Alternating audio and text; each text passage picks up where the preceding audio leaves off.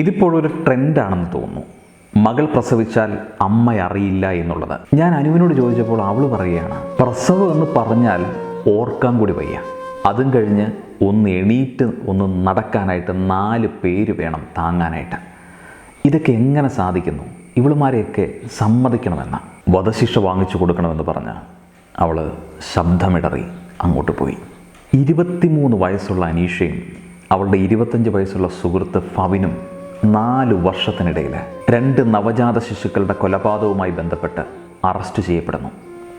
ഈ സംഭവം നാടകീയമായിട്ടാണ് പുറത്തു വന്നത്. ഇത്തരക്കാർ അറിഞ്ഞിരിക്കുകയും കേൾക്കുകയും ചെയ്യേണ്ട കുറച്ച് കാര്യങ്ങളുണ്ട്. അബോർട്ട് ചെയ്യാൻ അമ്മമാർ തീരുമാനിച്ചിട്ട് വേണ്ട എന്ന് വെച്ച് ഈ ലോകത്തിൻ്റെ മനോഹരമായ കാഴ്ചകൾ കാണാൻ അനുവദിച്ച ജീവനുകളെക്കുറിച്ച് ഓർക്കും നല്ലതാണ്. നമുക്കറിയാം, സ്റ്റീവ് ജോബ്സ്, ആപ്പിൾ കമ്പനിയുടെ സ്ഥാപകനായ സ്റ്റീവ് ജോബ്സിൻ്റെ അമ്മ ഗർഭിണിയായപ്പോൾ അബോർട്ട് ചെയ്യാനായിട്ട് തീരുമാനിച്ചു. പക്ഷേ പിന്നീട് അവരെ ദത്തെടുക്കലിന് വേണ്ടിയിട്ട് നൽകാമെന്ന് തീരുമാനിച്ചു. ഈ തീരുമാനം ലോകത്തെ സാങ്കേതിക വിദ്യയിൽ വലിയ മാറ്റം വരുത്തിയ ഒരു വ്യക്തിയുടെ ജനനത്തിന് വഴിയൊരുക്കി. നമ്മളെല്ലാം കേട്ടിട്ടുള്ള സംഗീതമാണ് ജസ്റ്റിൻ ബീബറിൻ്റെത്. പ്രശസ്ത പോപ്പ് ഗായകനായ ജസ്റ്റിൻ ബീബറിൻ്റെ അമ്മ പാറി മെലറ്റ് 17ാമത്തെ വയസ്സിൽ ഗർഭിണിയായപ്പോൾ അബോർഷനെ കുറിച്ചിട്ട് ചിന്തിച്ചു. എന്നാൽ അവർ അതിനെ പ്രസവിക്കാൻ തീരുമാനിച്ചു. അതുകൊണ്ട് ജസ്റ്റിൻ ബീബർ എന്ന സംഗീത കലാകാരന് ഈ ഭൂമിയിൽ ഉദിക്കാൻ കാരണമായി. നമുക്കറിയാം, സെലിൻ ഡിയോൾ, പ്രശസ്ത ഗായികയാണ് സെലിൻ ഡിയോൾ. അവരുടെ അമ്മ തൻ്റെ 14ാമത്തെ കുഞ്ഞിനെ ഗർഭം ധരിച്ചപ്പോൾ അബോർഷനെ കുറിച്ച് ചിന്തിച്ചു. എന്നാൽ ഒരു വൈദികൻ്റെ ഉപദേശപ്രകാരം കുഞ്ഞിനെ പ്രസവിക്കാൻ തീരുമാനിച്ചു. അത് സെലിൻ ഡിയോളുടെ ജനനത്തിന് കാരണമായി.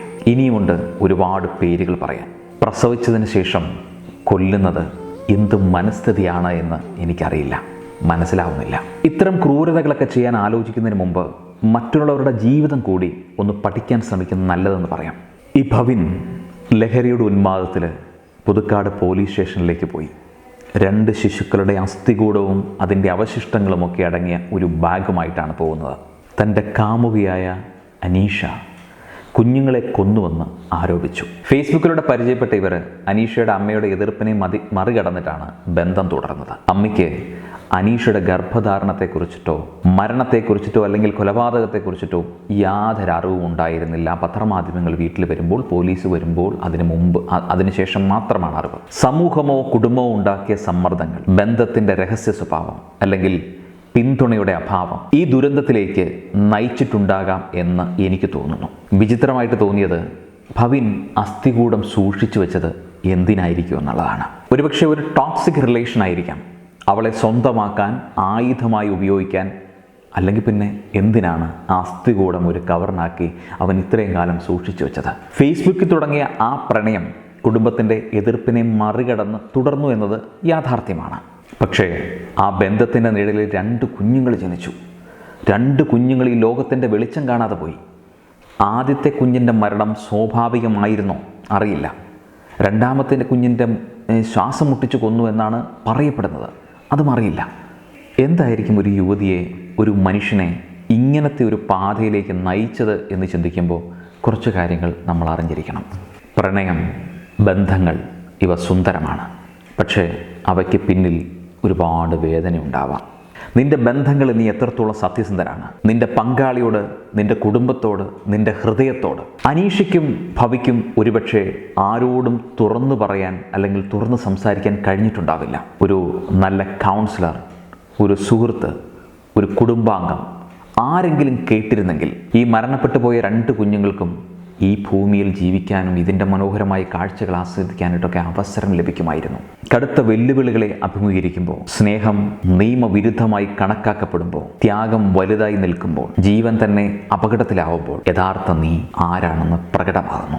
നിയമവിരുദ്ധമായ ഒരു ബന്ധത്തിനിടയിലും ഒരു അമ്മയെ അപകടത്തിൽ നിന്ന് സംരക്ഷിക്കാനും എല്ലാ പ്രതിബന്ധങ്ങളെയും മറികടന്ന് ഒരു ജീവിതം ഒരുമിച്ച് കെട്ടിപ്പടുത്താനും തിരഞ്ഞെടുക്കുന്നത് നല്ലൊരു കമ്പാനിയൻഷിപ്പിൻ്റെ ലക്ഷണമാണ്. നിന്നെ നിർവചിക്കുന്നത് സമൂഹത്തിൻ്റെ ചങ്ങലകളോ വിധിന്യായത്തിൻ്റെ നിഴലുകളോ അല്ല. പകരം നീ ധൈര്യത്തോടെ ഉയർന്നു നിന്ന് ഭയത്തെയും നഷ്ടത്തെയും അതിജീവിക്കുന്ന ഒരു ബന്ധം സൃഷ്ടിക്കുക. ധൈര്യത്തോടെ ജീവിക്കുക. ഇരുണ്ടുകൂടിയ നിമിഷങ്ങളിൽ പോലും സ്ഥിരോത്സാഹവും അർപ്പണബോധവും അഗാധമായ ആത്മാർത്ഥതയുമുള്ള ഒരു ജീവിതം സൃഷ്ടിക്കാൻ അത് നമ്മളെ നയിക്കും. അമ്മ എന്ന പദത്തിന് വലിയൊരർത്ഥമുണ്ട്. നൊന്തു പ്രസവിച്ച് ഒരു കുഞ്ഞിനെ കാണുന്ന സമയത്ത്, തന്നിൽ നിന്ന് ജന്മമെടുക്കപ്പെട്ട കുഞ്ഞിനെ കാണുന്ന സമയത്ത് ഒരമ്മയിലുണ്ടാകുന്ന വികാരമെന്ന് പറയുന്നത് ചേർത്ത് പിടിച്ച് മുലയൂട്ടി അതിൻ്റെ കാഴ്ചകൾ, അതിൻ്റെ ജീവിതത്തിൻ്റെ തുടിപ്പുകൾ ഒന്നിച്ചാസ്വദിക്കാനായിട്ടുള്ള ഒരു മൊമെൻറ്റ് ഒരമ്മമാർക്ക് ഉണ്ടാകുമ്പോഴാണ് അവർ സ്ത്രീ, അമ്മ എന്നൊക്കെ പറഞ്ഞ് ആദരിക്കപ്പെടുക. എനിക്കറിയില്ല ഒരു സ്ത്രീ എന്ന് പറയുന്ന എല്ലാ പരിഗണനകളും നിയമത്തിൻ്റെ മുമ്പിൽ ഈ പെൺകുട്ടിക്ക് കിട്ടുമോ എന്ന്. എത്ര പേര് അതിനെ സപ്പോർട്ട് ചെയ്യുന്നു എന്നതിനെക്കുറിച്ചും എനിക്കറിയില്ല. ഇത്തരം ചിന്തകളുമായിട്ട്, ഇത്തരം അബദ്ധങ്ങളിൽപ്പെട്ട് കുഞ്ഞുങ്ങളുമായിട്ടൊക്കെ ഇരിക്കുന്ന, അല്ലെങ്കിൽ എന്ത് ചെയ്യണമെന്ന് അറിയാതെ ഒരുപാട് ആൾക്കാരുണ്ടാവും. സംസാരിക്കുക, ആരോടെങ്കിലും നമുക്ക് സംസാരിക്കുക. നിൻ്റെ ചിന്തകൾ നിൻ്റെ തലയിൽ നിന്നും മാത്രം ഉടലെടുക്കുന്നതാണ്.